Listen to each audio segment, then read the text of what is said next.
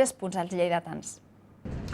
La confiança als últims minuts va tornar a ser la clau per al Lleida B. Aquesta vegada es van enfrontar davant el Catllà i van aconseguir una merescuda victòria per un ajustat 3-2. Un partit que els locals havien de solucionar amb facilitat, però en canvi els jugadors van poder respirar tranquils quan el maig va finalitzar. Els tarragonins van començar amb molta intensitat. Els primers minuts van dominar el joc i els lleidatans no van veure porteria. Però Sergi Gómez va saber aprofitar la primera ocasió i va encetar el marcador.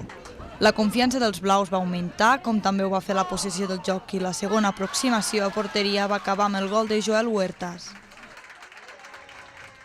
El Catllà va seguir amb el seu joc, molta tècnica i una gran qualitat individual. Així, Gabri va aconseguir el 2-1. Amb aquest resultat es va arribar al descans. Els primers minuts ha sigut una mica de tanteig, però després crec que ho hem controlat bé.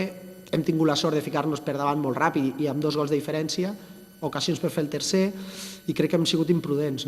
Jo crec que si haguéssim estat concentrats, tal com demanava el partit, tots els minuts, aquest partit l'hauríem d'haver guanyat de golejada. I al final hem patit, i inclús si ens haguessin empatat hagués estat bé, perquè al final si fas aquests fallos i vols competir, això es paga. Avui no ho hem pagat per sort, però això és pan para hoy, hambre para mañana.